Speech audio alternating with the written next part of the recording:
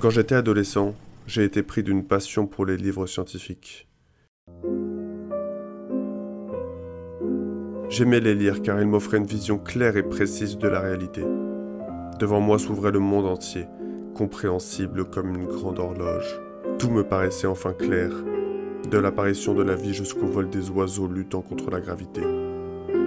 Tout pouvait s'expliquer par une chaîne d'événements qui s'enchaînent logiquement. Alors que je découvrais ça, j'avais une sensation de toute puissance. La science nous avait donné le contrôle total sur le monde. Le passé ne nous était plus d'aucune utilité. Grâce aux outils modernes, nous nous étions rendus maîtres et possesseurs de la nature. Je me souviens avoir pensé que l'histoire était la plus absurde des disciplines. Quel intérêt à connaître un passé qui n'est que la somme des erreurs de nos ancêtres? Ils paraissaient si stupides, avec leurs traditions irrationnelles, leurs mythes irréalistes et pire que tout, leurs dieux pour les rassurer, eux et leur peur de la mort. Tellement pathétique. Cette pensée culmina alors que je lisais Pour en finir avec Dieu de Richard Dawkins. Un scientifique de renom expliquait rationnellement et logiquement pourquoi les religions avaient, depuis le début, permis à une petite minorité de manipuler la majorité pour lui soutirer le fruit de son travail. Tout ça en échange d'une supposée vie après la mort. En plus de ça, les religions étaient responsables des guerres, de la haine, en bref, de la plupart des malheurs de notre monde. Mais heureusement s'ouvrait devant nous un monde sans Dieu, ou plutôt un monde où nous serons nous-mêmes les dieux, et nous serons enfin sortis du joug des superstitions absurdes de nos ancêtres. Mais alors, des questions défilaient en moi. Comment était-il possible que les humains du Moyen-Âge n'aient pas inventé la science plus tôt ?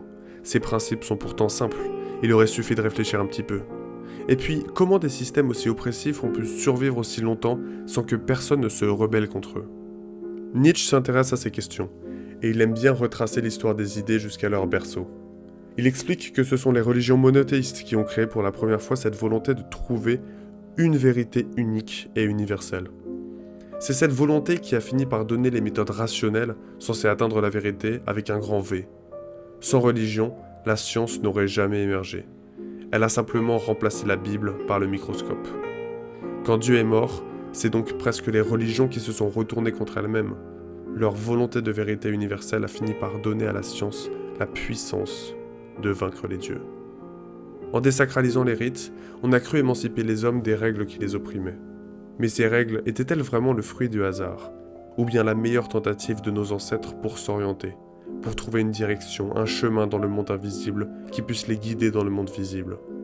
Pendant la majorité de l'ère humaine, la pratique du rite n'était pas une sorte de prière ou de pensée, mais une action concrète qui avait des conséquences mécaniques. Comme actionner un levier démarrer une machine, le rite était la cause directe d'un changement nécessaire. Oui, dans les sociétés antiques, le roi était un dieu sur terre. Mais n'était-ce vraiment que la tentative d'un homme pour manipuler les autres? Ou bien était-ce l'incarnation humaine d'un principe transcendant?